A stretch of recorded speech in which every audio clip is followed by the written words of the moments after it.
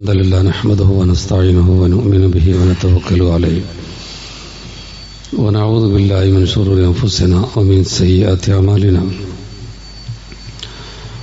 من يهده الله فلا مضل له ومن يضلل فلا هادي له وأشهد أن لا إله إلا الله وأشهد أن محمدا عبده ورسوله يا أيها الذين آمنوا اتقوا الله حق تقاته ولا تموتن إلا وأنتم مسلمون يا أيها الذين آمنوا اتقوا الله وقولوا قولا سديدا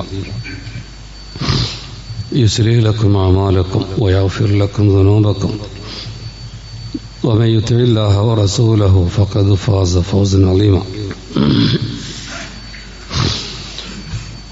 أما بعد فإن خير الحديث كتاب الله وخير الهدي هدي محمد صلى الله عليه وسلم وشر الأمور محدثاتها وكل محدثة بدعة وكل بدعة ضلالة وكل ضلالة في النار. أعوذ بالله من الشيطان الرجيم.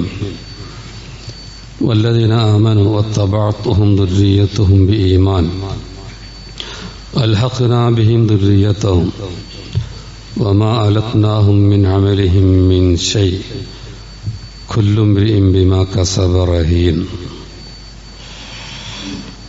സ്നേഹം നിറഞ്ഞ സത്യവിശ്വാസികളെ വിശ്വാസിനികളെ, അല്ലാഹുവിൻ്റെ വിധിവിലക്കുകൾ ജീവിതത്തിലുടനീളം പാലിക്കണമെന്ന് എല്ലാവരെയും വസിയത്ത് ചെയ്യുകയാണ്. പരിശുദ്ധ ഖുർആനിൽ സൂറത്ത് തൂറിൽ 21-ാമത്തെ ഒരു വചനമാണ് ഞാനിവിടെ കേൾപ്പിച്ചത്. അതിൽ നമ്മുടെ കുടുംബത്തെപ്പറ്റി പറയുന്ന ഒരു കാര്യമുണ്ട്. നമ്മളൊക്കെ സ്വർഗത്തിൻ്റെ പണിയെടുത്തിട്ട് നമ്മൾ സ്വർഗത്തിലാണെങ്കിൽ നമ്മുടെ മക്കൾ നരകത്തിലാണെങ്കിൽ അത് നമുക്ക് ആലോചിക്കാൻ കഴിയാത്ത ഒരു വിഷയമാണല്ലോ. പലരും ജീവിക്കുന്നത് തന്നെ മക്കൾക്ക് വേണ്ടിയാണ്. അപ്പം ആ മക്കൾ ഇവിടെ വെച്ച് തന്നെ നമ്മുടെ നല്ല സുഖമാണ്, ഏതെങ്കിലും ഒരു മകന് വലിയ ദുരന്തമാണ് ദുരിതമാണ് എന്നൊക്കെ പറയുമ്പോൾ നമ്മുടെ സ്വസ്ഥതയൊക്കെ പോകും. ഇവിടെ പരലോകത്തിലെ വിഷയം പറയണത്. അപ്പം അതിലെ വചനം എങ്ങനെയാണ്? വല്ലദീന ആമനു, സത്യവിശ്വാസികൾ, വത്തബഅതുഹും ദുർരിയത്തുഹും ബിഈമാൻ, അവരുടെ മക്കൾ അവരെ പിന്തുടരുന്നുണ്ട് വിശ്വാസത്തിൽ. അവരും മുവഹിദുകളാണ്, തൗഹീദുള്ളവരാണ് മക്കള്. എന്നാൽ അൽഹഖ്നാ ബിഹിം ദുർരിയത്തഹും, സ്വർഗത്തിൽ എന്ത് ചെയ്യും? മാതാപിതാക്കളുടെ കൂടെ മക്കളെയും അള്ള ചേർക്കും. അപ്പോൾ ഇതിൻ്റെ വിശദീകരണത്തിൽ തഫ്സീറുകളൊക്കെ കാണുന്നുണ്ട്. ആ മക്കളുടെ അമൽ, പ്രവർത്തനം, സൽക്കർമ്മങ്ങൾ മാതാപിതാക്കളോട് അടുത്തെത്തിയിട്ടില്ലെങ്കിലും, അല്ല പിന്നെ മറ്റവർക്ക് ഈമാണ്ടവർ സ്വർഗത്ത് പോലെ പ്രത്യേകം പറയണ്ടല്ലോ.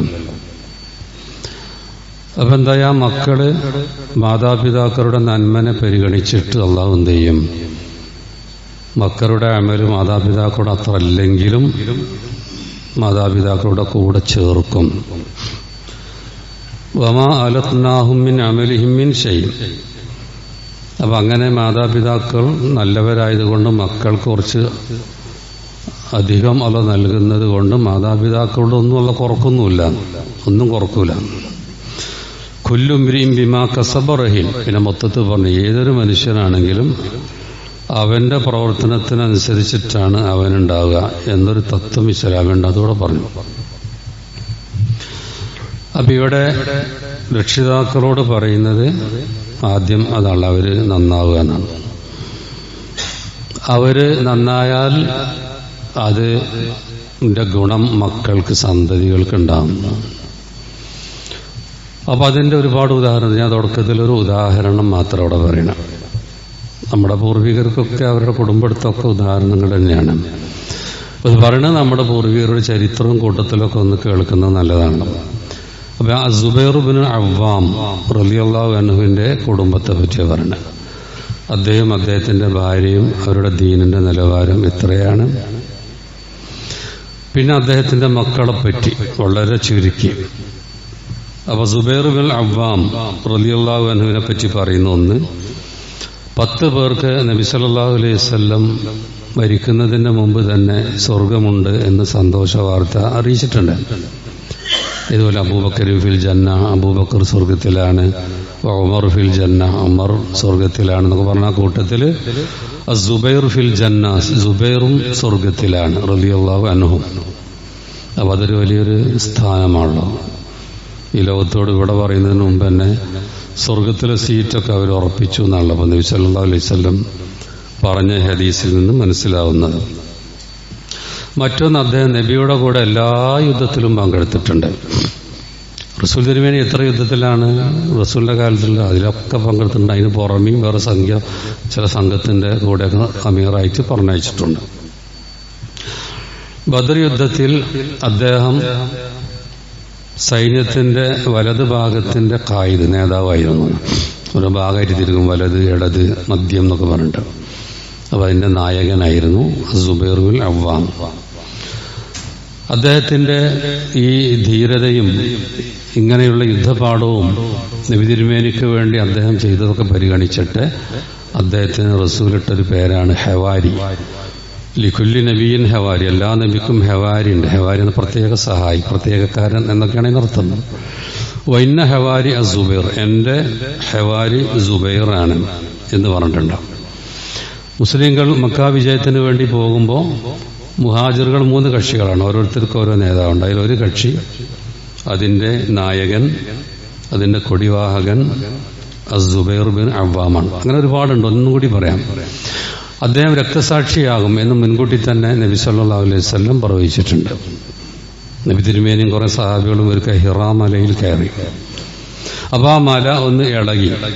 അപ്പൊ റസൂല് പറഞ്ഞു, ഇത് ശാന്തമാകണം എന്ന് പറഞ്ഞു മലയോട്. ഫമാലൈക ഇല്ല നബി, നിന്റെ മുകളിൽ ഇപ്പോൾ ഉള്ളത് ഒന്ന് നബിയാണ്, മുഹമ്മദ് നബിയാണ്. മറ്റൊന്ന് സിദ്ദീഖാണുള്ളത്, സിദ്ദീഖ് അബൂബക്കർ സിദ്ദീഖ്. പിന്നെ ഔഷൈദ്, പിന്നെ രക്തസാക്ഷിയാണുള്ളത്. അപ്പൊ ഇതിലാരൊക്കെ ഉണ്ടായിരുന്നു? റസൂലുണ്ട്, അബൂബക്കർ സിദ്ദീഖ് ഉണ്ട്, ഉമർ ഖത്താബ് ഉണ്ട്, ഉസ്മാൻ ബിൻ അഫ്ഫാൻ ഉണ്ട്, അലി ബിൻ അബി താലിബ് ഉണ്ട്, ത്വൽഹത്ത് ബിൻ ഉബൈദില്ല ഉണ്ട്, സുബൈർ ബിൻ അവ്വാം ഉണ്ട്. അപ്പോൾ റസൂൽ തിരുമേനി പറയണം, ഒന്ന് സിദ്ദീഖ് രക്തസാക്ഷിയാണെന്ന് പറയും, ബാക്കിയൊക്കെ രക്തസാക്ഷികളായി. അപ്പൊ നിന്റെ മുകളിൽ ഒരു നബി, പിന്നെ സിദ്ദീഖ്, പിന്നെ രക്തസാക്ഷികളാണുള്ളതെന്നാണ്. അപ്പൊ ആ കൂട്ടത്തില് സുബൈർ റളിയല്ലാഹു അൻഹുവിന്റെ പേര് അവിടെ പറഞ്ഞു. മഹാനായ ഉമർ ഖത്താബ് റളിയല്ലാഹു അൻഹു 6 ആൾക്കാരെ പറഞ്ഞത്, എനിക്ക് ശേഷം ഖലീഫയാവാൻ 6 ആൾക്കാർ. ആ കൂട്ടത്തിൽ ഒരു വ്യക്തി സുബൈർ ബിൻ അവ്വാമായിരുന്നു. അങ്ങനെ തുടങ്ങി ഒട്ടേറെ വിഷയങ്ങൾ. അദ്ദേഹത്തിന്റെ ധീരതയെപ്പറ്റി പറയുന്ന ഒരു കാര്യം കൂടി പറയാം. യർമൂക്ക് യുദ്ധത്തിൽ പ്രതിസന്ധിയായപ്പോൾ മറ്റുള്ളവരൊക്കെ അദ്ദേഹത്തോട് പറയും, നിങ്ങളൊന്ന് ശക്തമായി മുമ്പോട്ട് പോയി, ഞങ്ങൾ ബാക്കിൽ വരാം. അപ്പൊ അദ്ദേഹം ഇറങ്ങി, ശത്രുക്കൾ അദ്ദേഹത്തെ വെട്ടി, ചുമലിൽ അപ്പുറപ്പുറമൊക്കെ വെട്ടി. അതിന്റെ മധ്യത്തിൽ ഉഹുദ് യുദ്ധത്തിൽ കിട്ടിയ വെട്ടുമുണ്ട്. പിന്നെ മകൻ ഉർവത്ത് പിന്നെ പറയാൻ, ഞാൻ കുട്ടിയായിരുന്ന കാലത്ത് ഉപ്പാന്റെ മുറിവിന്റെ പണയിലൂടെ എന്റെ വിരലുകൾ ഇങ്ങനെ പ്രവേശിപ്പിച്ച് ഞാൻ കളിക്കലുണ്ടായിരുന്നു. അപ്പൊ എന്തൊക്കെ നാളേക്കുള്ള തെളിവുകൾ അവരുടെ ജീവിതത്തിലുണ്ട്. അള്ളാന്റെ മാർഗത്തിൽ ജിഹാദ് ചെയ്തതിന്റെ അടയാളം ആ ശരീരത്തിൽ ഇങ്ങനെ കാണുന്ന വിഷയമാണ് ഇപ്പം മകൻ ഇവിടെ നമുക്ക് പറഞ്ഞത്. ഇനി അദ്ദേഹത്തിന്റെ ഭാര്യ ആരാന്നറിയോ? അസ്മാ റളിയല്ലാഹു അൻഹയാണ്. അസ്മാ അതാരാണ്? അത് അബൂബക്കർ സിദ്ദീഖിന്റെ മകളാണ്. അത് ആയിഷ ബീവിയുടെ സഹോദരിയാണ്, ജ്യേഷ്ഠത്തിയാണ്. അവരെ സാഹിബുൽ ഹിജറത്തിന് 2 ഹിജറയും പോയ ആളാണ്. മക്ക മദീനയിലേക്ക് ഹിജറ പോണതിന് മുമ്പ് എത്യോപ്യയിലേക്ക് ഒരു ഹിജറ ഉണ്ടായിരുന്നില്ല, അങ്ങോട്ടും ഹിജറ പോയ ആളാണ്. ഒക്കെ മഹത്വം പറയുന്ന കൂട്ടത്തിൽ ഹിജറയെ പറ്റി പ്രത്യേകം പണ്ഡിതന്മാർ പറഞ്ഞു. ഇനി അവരുടെ ഹിജറയെ പറ്റി ഞാനൊരു കാര്യം പറയാം. ഒരു സാഹിത്യത്തിലുള്ളൊരു വാചകം ആദ്യങ്ങളൊക്കെ കേൾപ്പിക്കാൻ. മരുഭൂമിയുടെ വരണ്ട നെഞ്ചിലൂടെ സൂര്യൻ തീ ചൊരിയുന്ന വഴികളിലൂടെ ഒരു പൂർണ്ണ ഗർഭിണി 450ഓളം കിലോമീറ്റർ സഞ്ചരിക്കുന്നു എന്ന് പറഞ്ഞാൽ ഞങ്ങളുണ്ടാകുന്ന മനസ്സിൽ. ഒരു പൂർണ്ണ ഗർഭിണിയായ ഒരു സ്ത്രീ ഈ മരുഭൂമിയിലൂടെ, അതും കൊടും വെയിലത്ത്, ദുർഘടമായ വഴികളിലൂടെ 450ഓളം കിലോമീറ്റർ സഞ്ചരിക്കുക എന്ന് പറഞ്ഞാൽ, ഇന്നൊക്കെ ഇപ്പോൾ ഗർഭിണിയായി തോന്നിയാൽ തുടങ്ങും പോക്ക് അല്ലേ, ചികിത്സ. പിന്നെ ചിലപ്പോൾ ഡോക്ടർ പറയും ഓരോ മാസം കാണിക്കും, ചിലപ്പോൾ അതിനേക്കാൾ കാണിക്കാൻ പറയും. കുറേ ബിസിനസ്സാണ് നമുക്കറിയാം, അവരൊക്കെ ചിലപ്പോൾ സമ്മതിക്കൂലായിരിക്കും, എന്നാലും പറയാം കുറേ ബിസിനസ്സാണ് ആരോഗ്യരംഗം.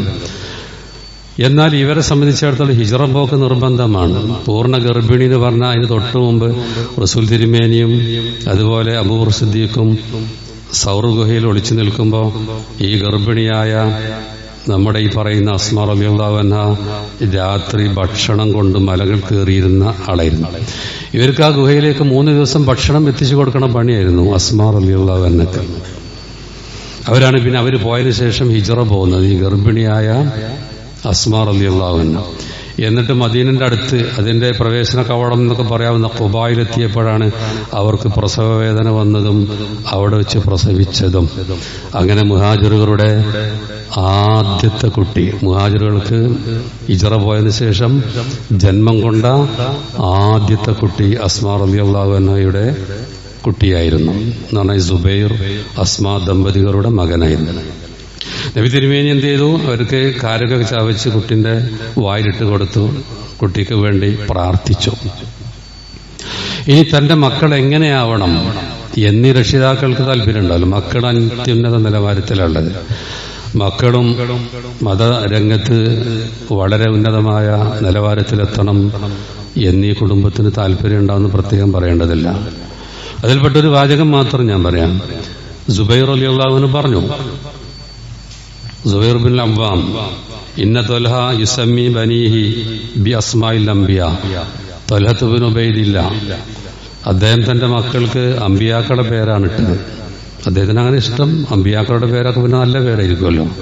പേരിടുമ്പൊക്കെ ശ്രദ്ധിക്കണമല്ലോ, നല്ല അർത്ഥങ്ങളുണ്ട്. എന്തെങ്കിലും ഒന്ന് പേരിടരുത്, ശ്രദ്ധിക്കണം. അപ്പൊ എന്തായാലും അമ്പിയാക്കളുടെ പേരൊക്കെ നല്ല പേരായിരിക്കും.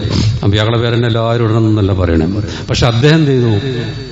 ത്വൽഹത്ത് ബിൻ ഉബൈദില്ല, വലിയ മനുഷ്യനാണ്, നടക്കുന്ന രക്തസാക്ഷി, സ്വർഗം കൊണ്ട് വാഗ്ദാനം ചെയ്യപ്പെട്ട വ്യക്തിയാണ്.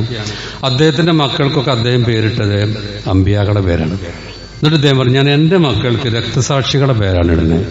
എന്താ ലാലോമൻ യസ്തഷി, ചിലപ്പോ അവർ രക്തസാക്ഷികളായെങ്കിലോ. ബാപ്പാന്റെ പൂതിയാണ്, എന്റെ മക്കൾ അള്ളാഹിന്റെ ദീനിനു വേണ്ടി ജിഹാദ് ചെയ്തിട്ട് രക്തസാക്ഷികളായെങ്കിൽ എന്നൊരാഗ്രഹം. അപ്പൊ അവരുടെയൊക്കെ മനസ്സ് എത്ര ഉയർന്നിട്ടുണ്ട്, നമുക്കതൊന്നും വർണ്ണിക്കാനൊന്നും കഴിയില്ല. അവരുടെ മാനസിക നിലവാരം എത്ര ഉയരങ്ങളിലാണുള്ളത്. അപ്പൊ അവിടെ ത്വൽഹ അദ്ദേഹത്തിന്റെ മക്കൾക്ക് പേരിട്ട് ഒന്ന് മുഹമ്മദ് എന്നാണ്. അപ്പൊ നബിയല്ലേ, നമ്മുടെ നബി. ഒന്ന് മൂസ എന്നാണ് മറ്റൊരു പേര്, മകന്റെ പേര്. വേറൊന്ന് ഈസ, വേറൊന്ന് ഇസ്ഹാഖ്, പിന്നെ ഇസ്മായിൽ, പിന്നെ സക്കരിയ, യൂസുഫ്, അങ്ങനെ ത്വൽഹ പേരിട്ടതാണ്. എന്നാൽ സുബൈർ മക്കൾക്ക് പേരിട്ടത് ഒന്ന് അബ്ദുള്ള എന്നാണ്. അതെന്താ? അബ്ദുള്ള ബിൻ ജഹ്ഷ് ഉഹദ് യുദ്ധത്തിൽ രക്തസാക്ഷിയാണ്, അതുകൊണ്ട് ആ പേരിട്ടു. മറ്റൊരു മകൻ മുൻദിറിനാണ്. അദ്ദേഹം ബീറുമാകുന്ന ദാരുണ സംഭവം ഉണ്ടായിരുന്നു, ദുരന്തം, ചതിച്ച് വഞ്ചിച്ച് കൊന്ന ആ കൂട്ടത്തിൽ കൊല്ലപ്പെട്ട ഒരാളാണ് മുൻദിർ എന്ന് പറയുന്നത്. വേറെ ഉർവത്ത് ബിൻ മസ്ഊദ് അസ്സഖഫി, അദ്ദേഹം ഇസ്ലാമിലേക്ക് വന്നതിന് ശേഷം രക്തസാക്ഷിയായ ആളാണ്. പിന്നെ ഒരു മകന്റെ പേര് ഹംസ, നമുക്കറിയാലോ ഹംസ, ഉഹദ് യുദ്ധത്തിൽ രക്തസാക്ഷിയ അബ്ദുൽ മുത്തലിബ്. അതുപോലെ മൂത്ത യുദ്ധത്തിൽ രക്തസാക്ഷിയ ജാഫർ ബിൻ അബി ത്വാലിബ്. അപ്പൊ ആ പേര് വെച്ചിട്ട് ജാഫർ എന്നിട്ട് പേര്. വേറൊന്ന് മുസ്അബ് എന്ന് പേരിട്ടു. ഉഹദ് യുദ്ധത്തിൽ രക്തസാക്ഷിയ മുസ്അബ് ബിൻ ഉമൈർ. അങ്ങനെ ഓരോ പേരുകൾ ഇങ്ങനെ എടുത്താൽ നമുക്കിങ്ങനെ കിട്ടും. അപ്പൊ ഈ മക്കൾ എടുത്തു നോക്കിയാൽ ഈ മക്കളൊക്കെ വലിയ ഉദാഹരണങ്ങളാണ്. ഞാൻ 2 മകന്റെ ഉദാഹരണം കൂടി ഇപ്പൊ പറയാം. 2. ഒന്ന് അബ്ദുല്ലാഹി ബിൻ സുബൈർ. നമ്മൾ പറഞ്ഞാൽ ആദ്യമായി മുഹാജിറുകൾക്ക് ജനിച്ച മകൻ എവിടെ വെച്ച്? ഹിജ്റ പോയി മദീനയിലെത്തിയ ശേഷം ആ അബ്ദുല്ലാഹി ബിൻ സുബൈർ അദ്ദേഹം മക്ക കേന്ദ്രമാക്കി യസീദ് ബിൻ അബ്ദുൽ മലിക് ഭരണം നടത്തുന്ന കാലത്ത്, യസീദ് ബിൻ അബി സുഫിയാൻ ഭരണം നടത്തുന്ന കാലത്ത് മക്ക കേന്ദ്രമാക്കിയിട്ട് ആ പരിസരമൊക്കെ പാടെ കൂട്ടി അവിടുത്തെ അമീറായിട്ട് പ്രഖ്യാപിക്കുകയാണ് ചെയ്തത്. കാരണം അധർമ്മങ്ങളും മറ്റൊക്കെ നടക്കുന്നത് കണ്ടപ്പം അവിടെ കേന്ദ്രമാക്കിയിട്ട് അദ്ദേഹം എന്ത് ചെയ്തു? പക്ഷേ ഹജ്ജാജ് ബിൻ യൂസുഫിന്റെ സൈന്യം വന്ന് വളഞ്ഞു. അങ്ങനെ പരാജയപ്പെടും, കൊല്ലപ്പെടും എന്നൊക്കെ തോന്നിയപ്പോൾ ഉമ്മയോട് ചോദിക്കുക, ഉമ്മാരാണ്? അസ്മാ റളിയല്ലാഹു അൻഹ, അബൂബക്കർ സിദ്ദീഖിന്റെ മകൾ. ഉമ്മയോട് പറഞ്ഞു, ഉമ്മ പക്ഷെ കൊല്ലപ്പെടും, ഞാൻ കീഴടങ്ങണോ? കൊല്ലപ്പെട്ടാൽ അവരെ അകച്ചേന്ന് നടത്തും, തലവെട്ടി മാറ്റും, പല പ്രശ്നങ്ങളുണ്ടാവും. അപ്പൊ ഉമ്മാന്റെ മറുപടി എന്താ? ഉമ്മാന്റെ മറുപടി എന്നറിയോ? മോനെ നീ മുന്നോട്ട് പോകണം, കീഴടങ്ങണ്ട. യാ ബനി ഇന്നശാതല യളുറുഹ സൽഹുവ ബഅദ ദബിഹിയ. നീ ഒരു കാര്യം മനസ്സിലാവണം, അംഗച്ഛേദം ചെയ്യുന്ന വിഷയം പറഞ്ഞല്ലോ, ശരീരവികൃതമാകുന്ന വിഷയം. ഈ ഒരു ആടിനെ അറുത്ത് കഴിഞ്ഞാൽ ആ ആടിന്റെ തൊലി നമ്മൾ ഉരിക്കുമല്ലോ. ഏത് ഉരുവാണെങ്കിലും അറുത്ത് കഴിഞ്ഞാൽ അതിന്റെ തൊലി ഒഴിവാക്കിയിട്ടല്ലേ മാംസം എടുക്കല്. ആ തൊലി എടുക്കുമ്പോൾ ആടിന് വല്ല വേദന ഉണ്ടാവും. നീ മരിച്ചു കഴിഞ്ഞാൽ നിന്റെ ശരീരം എന്താണെന്ന് പേടിച്ചൊന്നും നിൽക്കണ്ട, നീ ധൈര്യമായിട്ട് നീ മുന്നോട്ട് പോയിക്കോ. അത്ര ധീരയായ അള്ളാഹിന്റെ ദീനിനു വേണ്ടി സേവനം ചെയ്യാൻ പ്രേരിപ്പിക്കുന്ന ഉമ്മയാണ് ഇവിടെ നമ്മൾ കണ്ടത്. ഒരു മകൻ കൂടി ഉർവത്ത് ബിൻ സുബൈർ, അദ്ദേഹം ഒരു മഹാപണ്ഡിതൻ. എത്രത്തോളം എന്ന് പറഞ്ഞാൽ താബിയുടെ കൂട്ടത്തില് മദീനയില് അൽ ഫുഖഹാ സബ്അ 7 മഹാപണ്ഡിതന്മാർ എന്ന നിലക്കറിയപ്പെട്ട ഒരു മനുഷ്യനായിരുന്നു ഉർവത്ത് ബിൻ സുബൈർ. ആ ഉർവത്ത് ബിൻ സുബൈറിന്റെ ഒരു സംഭവം നമ്മളൊക്കെ കേട്ടിട്ടുണ്ട്. അവരൊക്കെ ഏത് രൂപത്തിലാണ് ദീനിനെ ആചരിച്ചതെന്നൊക്കെ മനസ്സിലാവും. എന്ന് പറഞ്ഞാൽ അദ്ദേഹത്തോട് ഡോക്ടർമാർ പറഞ്ഞു, നിങ്ങളുടെ കാലിന്റെ അസുഖം മാറൂല, അത് വെട്ടി മാറ്റണം എന്ന് പറഞ്ഞു, അല്ലെങ്കിൽ മുകളിലേക്ക് വ്യാപിക്കും. അപ്പൊ അത് അങ്ങനെയാണെങ്കിൽ അങ്ങനെ ചെയ്തോളൂ എന്ന് പറഞ്ഞു.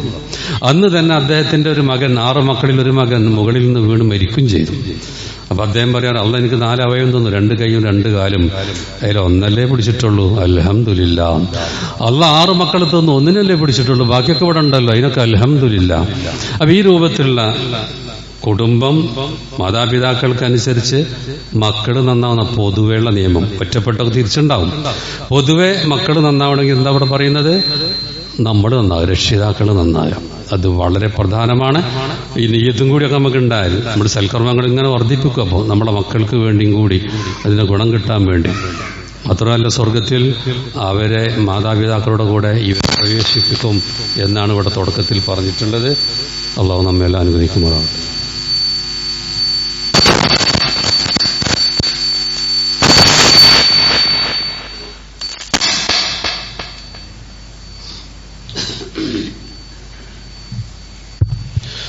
അൽഹംദുലില്ലാഹ് വസ്സലാത്തു വസ്സലാം അലാ റസൂലില്ലാഹ് വഅലാ ആലിഹി വസഹ്ബിഹി അജ്മഈൻ. അമ്മാ ബഅദ്. സ്നേഹം നിറഞ്ഞ സത്യവിശ്വാസികളെ, അല്ലാഹുവിന്റെ നിയമനിർദ്ദേശങ്ങൾ ജീവിതത്തിലുടനീളം പാലിക്കണമെന്ന് ഒരിക്കൽ കൂടി എല്ലാവരെയും വസിയത്ത് ചെയ്യുകയാണ്. അപ്പൊ നമ്മുടെ സന്താനങ്ങൾ നന്നാവാൻ, എല്ലാവരും മക്കൾ അങ്ങനെ അങ്ങനെയൊക്കെ പറയല്ലോ. അപ്പൊ ഇതൊരു വഴി നമ്മൾ നന്നാവുക എന്നുള്ളതാണ് ഒന്ന്. അതിന്റെ ഒരു ഉദാഹരണമാണ് ഇപ്പം ഇവിടെ പറഞ്ഞത്. മറ്റൊന്ന് അവരെ നന്നാക്കുന്ന പണിയെടുക്കുക എന്നുള്ളതാണ് വേറൊന്ന്. പരിശുദ്ധ ഖുർആൻ പറഞ്ഞല്ലോ, യാ അയ്യുഹല്ലദീന ആമനു, സത്യവിശ്വാസികളെ, ഖൂ അൻഫുസക്കും, നിങ്ങൾ നിങ്ങളെ എന്ത് ചെയ്യണം? രക്ഷപ്പെടുത്തണം. വ അഹ്ലീക്കും, നിങ്ങളുടെ കുടുംബത്തെയും നാറൻ നരകത്തിൽ നിന്ന് രക്ഷപ്പെടുത്തണം. ആ മക്കളുടെ വിഷയം ശ്രദ്ധ വേണം. നമ്മൾ പരമാവധി ശ്രദ്ധിക്കണം. അവരെ നന്നാക്കാൻ വേണ്ടി നമുക്ക് ചെയ്യാവുന്നൊക്കെ ചെയ്യണം. എന്നിട്ട് ചിലതൊക്കെ നബിന്റെ മകൻ പോലെ ഒറ്റപ്പെട്ടുണ്ടാവും. അത് നമ്മൾ പറയണം. മൊത്തത്തിലുള്ള നിയമം പറയുന്നത്. വേറൊന്ന് ചെയ്യേണ്ട പ്രാർത്ഥന. നമ്മുടെ സന്തതികൾക്ക് വേണ്ടി നമ്മൾ പ്രാർത്ഥിച്ചുകൊണ്ടിരിക്കണം. അവരെ ഭൗതിക പുരോഗതി മാത്രമല്ല ചിന്തിക്കേണ്ടത്. ഏറ്റവും വലിയ പുരോഗതി പരലോകത്തിൽ എങ്ങനെയാണ്, അതാ നോക്കേണ്ടത്. അപ്പൊ അവർക്ക് വേണ്ടി ഇങ്ങനെ പ്രാർത്ഥിക്കാം. അമ്പിയാക്കളുടെ പ്രാർത്ഥന പോലും, വലിയ വലിയ ആൾക്കാരുടെ പ്രാർത്ഥനയൊക്കെ ഖുർആനിലുണ്ട്. ഇബ്രാഹിം അലൈഹിസ്സലാം പ്രാർത്ഥിച്ചൊരു പ്രാർത്ഥന ഉണ്ടല്ലോ, അതെന്താ? റബ്ബി ഹബിലി മിനസ് സാലിഹായ സന്താനത്തെ നൽകണേ. റബ്ബി ജഅൽനി മുഖീമസ്സല, എന്നെ നിസ്കാരം മുറപ്രകാരം നിർവഹിക്കുന്നവനാക്കണേ. വമിൻ ദുരിയത്തി, എന്റെ മക്കളെയും. അപ്പൊ നമ്മളും കൃത്യമായിട്ട് നിസ്കരിക്കണം, അതിനുവേണ്ടി പ്രാർത്ഥിക്കാം. മക്കളും കൃത്യമായി നിസ്കരിക്കണം, അങ്ങനെ ആക്കണേ. എന്താ പ്രാർത്ഥന? സക്കരിയ അലൈഹിസ്സലാം, റബ്ബി ഹബിലി മിൻ ലദുൻക ദുരിയത്തൻ തയ്യിബ, എനിക്ക് നല്ല സന്താനങ്ങളെ നൽകണം. അങ്ങനെ ഒരുപാട് പ്രഗത്ഭ പ്രാർത്ഥന ഉണ്ട്. അതിലേക്ക് നമ്മൾ മൊത്തത്തിൽ സത്യവിശ്വാസികൾ പ്രാർത്ഥിക്കേണ്ട പ്രാർത്ഥന ഖുർആൻ പറയാം. അവരിങ്ങനെ പ്രാർത്ഥിക്കും, റബ്ബന ഹബുലന മിൻ അസ്വാജിന വദുരിയാത്തിന, അള്ളാഹു ഞങ്ങളുടെ ഭാര്യമാരിലൂടെ, ഞങ്ങളുടെ സന്തതികളിലൂടെ ഞങ്ങൾക്കിന്ന് കൺകുളിർമ പ്രദാനം ചെയ്യണമേ. ഖുർറത അയ്യുൻ വജഅൽനാ ലിൽ മുത്തഖീന ഇമാമ, ഞങ്ങളുടെ മുത്തഖീങ്ങൾക്ക് ഇമാമാക്കണേ. നന്നായാലും പോരാ, നല്ലവർക്ക് ഇമാമാക്കണം എന്നൊക്കെയാണ് പ്രാർത്ഥിക്കേണ്ടത്. വലിയ വലിയ കാര്യം നമ്മുടെ മനസ്സിൽ വേണ്ടത്. അവർ മറ്റുള്ളവരെ നന്മയിലേക്ക് നയിക്കുന്ന ഇമാമീങ്ങളാക്കണേ എന്നൊക്കെയാണ് സത്യവിശ്വാസികൾ പ്രാർത്ഥിക്കുക. അപ്പൊ ഇങ്ങനെ അവർക്ക് വേണ്ടി പ്രാർത്ഥിക്കുക. അപ്പൊ അള്ളാഹു അത് സ്വീകരിക്കും. പെട്ടെന്നൊന്നുമില്ലെങ്കിൽ കുറച്ച് കഴിഞ്ഞാലെങ്കിലും സ്വീകരിക്കും. മനസ്സിലായോ? ഇനി നേരെ തിരിച്ചുതാം. ഇനി മക്കൾ നന്നായതിന് ഗുണം മാതാപിതാക്കൾക്കും കിട്ടും. നമുക്കറിയണമല്ലോ, ഒരാൾ മരിച്ചാൽ 3 കാര്യം മുറിഞ്ഞു പോകില്ല. അതിലൊന്ന് വലതും സ്വാലിഹ്, നല്ലൊരു മകൻ ബാപ്പാക്കും ഉമ്മാക്കും വേണ്ടി പ്രാർത്ഥിക്കുന്ന, അതിന്റെ ഗുണം രക്ഷിതാക്കൾക്ക് കിട്ടുമെന്ന് മറ്റൊരു ഹദീസിൽ കാണാൻ പറ്റും. എന്താണത്? ഇന്നല്ലാഹ യർഫഉ ദറജാലിൽ അബ്ദിസ്സാലിഹ്, നല്ല മനുഷ്യന്റെ പദവി അല്ലാഹ് അങ്ങനെ ഉയർത്തും. ഫിൽ ജന്ന, സ്വർഗത്തിൽ. അങ്ങനെ സ്വർഗത്തിലെത്തുമ്പോൾ അത്യുന്നത പദവി കാണുമ്പോൾ അത്ഭുതപ്പെടും. അപ്പോൾ അയാൾ ചോദിക്കുമ്പോൾ അള്ളാഹു ഇതൊക്കെ എങ്ങനെയാണ്? അപ്പോൾ അള്ളാഹ് പറയാം ബിസ്തീഫാരി വലതിക്കലക്ക, ഇതൊക്കെ നിന്റെ മകൻ നിനക്ക് വേണ്ടി പ്രാർത്ഥിച്ചത് കൊണ്ട് നിന്റെ പദവി ഞാൻ ഉയർത്തിയതാണ്. അപ്പോൾ മക്കളുടെ പ്രാർത്ഥന അത് നമ്മുടെ രക്ഷിതാക്കളുടെ പദവി ഉയർത്താൻ കാരണമാണ് എന്നാണ് ഇവിടെ നബി സല്ലല്ലാഹു അലൈഹി വസല്ലം പറഞ്ഞത്. മൻ ഖറഅൽ ഖുർആന, ആരെങ്കിലും ഖുർആൻ ഓതി, തഅല്ലമഹു, ഖുർആൻ പഠിച്ചു, വഅമില ബി, അതനുസരിച്ച് അമല് ചെയ്തു, എന്നാ ഉൽബിസ വാലിദാഹു, അവന്റെ പിതാക്കളെ അള്ളാഹ് ആദരിച്ചിട്ട് അവർക്ക് ധരിപ്പിക്കും യൗമൽ ഖിയാമ, ഖിയാമത്തിന്റെ താജമിന്നൂർ, പ്രകാശത്തിന്റെ കിരീടം. അവ മക്കൾ ഖുർആൻ പഠിച്ചവരാണ്, അതിനനുസരിച്ച് അമൽ ചെയ്യുന്നവരാണ്, അത് മറ്റുള്ളവർക്ക് പകർന്നു കൊടുക്കുന്നവരാണെങ്കിൽ ആ മക്കൾക്ക് എമ്പാടും കൂലി കിട്ടും. അതിന്റെ പുറമെ ആ മക്കളുടെ രക്ഷിതാക്കളെ പരലോകത്ത് വെച്ച് ആദരിക്കുന്ന വിഷയമാണ് ഈ പറഞ്ഞത്. അപ്പൊ അങ്ങോട്ടും ഇങ്ങോട്ടൊക്കെയുള്ള വലിയൊരു ബിസിനസ്സാണല്ലോ ഈ പറയണേ. എന്നാലോ യാതൊരു സാമ്പത്തിക ചെലവൊന്നും ഇതിനില്ല. നമ്മൾ എന്ത് ചെയ്യുക? നമ്മൾ നന്നാവുക, മക്കളെ നന്നാക്കുക. എന്നാൽ നമ്മൾ അതിന്റെ ഗുണം മക്കൾ കിട്ടും, മക്കളുടെ കൂടെ രക്ഷിതാക്കൾക്കും കിട്ടും. അപ്പൊ നമ്മളൊക്കെ ഈ ഒരു ദീനീ ജീവിതം മുന്നോട്ട് നയിക്കണം. സ്വന്തം കാര്യം മാത്രമല്ല, നമ്മുടെ കുടുംബത്തിന്റെ, അതുപോലെ നമ്മളുമായി ബന്ധപ്പെട്ടവരുടെ, പിന്നെ എല്ലാവർക്കും ഈ ഒരു സന്ദേശം കിട്ടണം എന്നൊരു പൂതിയും അതിലെ പ്രവർത്തനവും ഒക്കെ നമ്മുടെ ജീവിതത്തിൽ വേണം. അതിനൊക്കെ വലിയ വലിയ പ്രതിഫലങ്ങളാണ് അത്തരക്കാരെ നാളെ പരലോകത്ത് കാത്തു നിൽക്കുന്നത്. അതുകൊണ്ട് അള്ളാഹു നമ്മെയും നമ്മുടെ സന്തതികളെയും ഒക്കെ അള്ളാഹിന്റെ ദീനിൽ ആ യഥാർത്ഥ വഴിയിലൂടെ സഞ്ചരിക്കുന്ന നല്ലവരുടെ കൂട്ടത്തിൽ ഒക്കെ ഉൾപ്പെടുത്തുമാറാവട്ടെ. എല്ലാവിധ പരീക്ഷണങ്ങളിൽ നിന്നും പ്രശ്നങ്ങളിൽ നിന്നൊക്കെ നമ്മെ ഈ കുടുംബത്തെയും ഒക്കെ അള്ളാഹു രക്ഷിക്കുമാറാവട്ടെ. അള്ളാഹു സുബ്ഹാനഹു വ തആല നമ്മെല്ലാം ജന്നത്തുൽ ഫിർദൗസിൽ പ്രവേശിപ്പിക്കുമാറാവട്ടെ. ربنا آتنا في الدنيا حسنة وفي الآخرة حسنة وقنا عذاب النار. ربنا لا تزغ قلوبنا بعد إذ هديتنا وهب لنا من لدنك رحمة إنك أنت الوهاب. اللهم اغفر للمؤمنين والمؤمنات والمسلمين والمسلمات. اللهم أعز الإسلام والمسلمين وأذل الشرك والمشركين. اللهم أجرنا من النار. وآخر دعوانا أن الحمد لله رب العالمين وصلى الله على محمد.